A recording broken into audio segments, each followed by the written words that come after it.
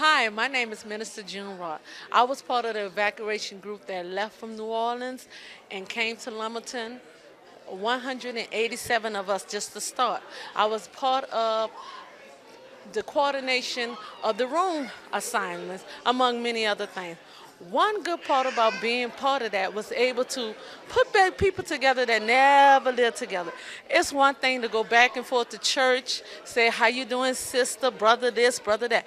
But it's a whole nother thing to live under one roof with 200 people that you never lived before. We had the quiet rooms, the noisy rooms, the messy rooms, and the extra clean rooms.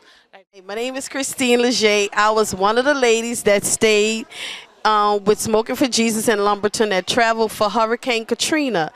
I remember it was a memorable experience. I had Isaac, which he was 7 months now, he's 5. And Isaac staying in Lumberton, Texas was an experience because he was 7 months. And God has showed up and showed out all the baby food, all the Pampers, everything God has supplied for us in Lumberton. Everywhere we travel from Lumberton there on, God has supplied every need. I was in a room with several ladies that had several kids, and it was really an experience to get to know the ladies and different children and their different personalities. And God just grew us closer. Me and Sister Rachel, Sister Lavonda, and all the other ladies that was in the room with many kids. And I just thank God for allowing me to have that experience in Lumberton, Texas with the disaster of Hurricane Katrina. One of the things I remember vividly when we was in Lumberton is, like just being separated, from the wife. And that's something I never actually had to deal with. And at that time, I guess we was probably, married about 15 years. And it was rough. It was rough, just being honest. It wasn't easy being separated from her. It was a blessing because I was able to even get a little closer with some of the brothers. Also be able to fellowship and get a chance to even get to know each other a little bit better.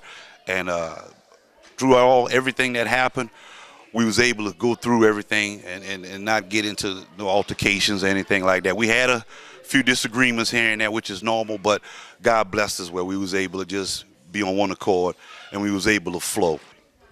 Well, it wasn't a blessing for me. It felt like a curse. I don't know what in the world. I'm just playing. Glory to God. Man, we it was just chaos. We didn't understand what was going on, and we didn't understand when we was going to be able to go back. We thought 3 days. So, we was all confused, walking around, being separated from our families, I had to wait with my wife going down the hallway, and then I had to be upstairs in the room with Marvin and Brother Anthony and them, with them children, man. Marvin tapping on the machine all night. You're trying to go to sleep. We was arguing. It was just chaos.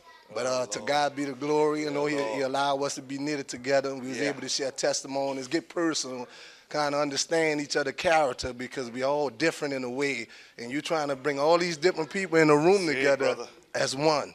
So you can imagine what happened behind closed doors. Miss Carol.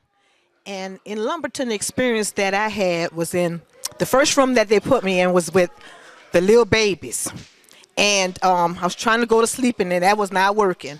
So I found Minister June, and I said, Minister June, you got to get me out this room. I don't care where you put me, but you got to get me out of here because I can't sleep with all these little babies. So I wound up in the room with the House of Leah. Now, that was a great experience. And my experience with Sister Darlene is that I did not take the fan. I did not take it. Hey, how y'all doing? We actually were initially in Baton Rouge and met up with the church. We came out and visited for a weekend, and we got the rooms when they were still big. We actually had the whole room to ourselves. They could probably get about 20 people in there, so it was a blessing. We got the way it looked at first, and then it kind of changed after that. But I had to kind of go back and forth from Baton Rouge, work on my teams over at LSU, and so I had to come and drop off the wife for the last week or so, and I had to go back and take care of some business, so I got the tail end of Lumberton. But my wife was able to experience some good, fun stuff away while she was there without a vehicle. Oh, yeah, and it was not fun. My husband dropped me off. Yes, he did. He dropped me off, and I was here by myself. I was there by myself with our two kids. I won't say by myself, but with Armand and Callie. And it was really tough for me because I didn't have the support of my husband there. And the other women, you know, some of them had their support, even though they were split up. I had to share rooms with Sister Tiffany and some other people, and it was rough. I just can't lie. I mean, it was. And I needed quiet when I went to sleep, you know, and that was hard for her. And because when my kids were napping, I needed everybody to nap. So that was, it was a little bit of conflict there, but we actually worked it out. What one person need is not another person need. But one thing about it, I was very happy to be a part of such a great journey.